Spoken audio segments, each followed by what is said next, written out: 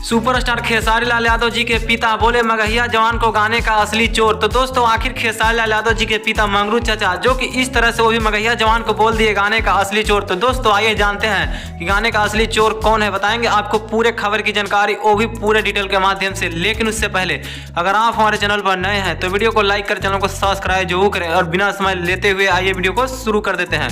तो दोस्तों को बता देना चाहते हैं कि भोजपुरी इंडस्ट्री में एक और बवाल खड़ा हो गया और दोस्तों वह गाना को लेकर है।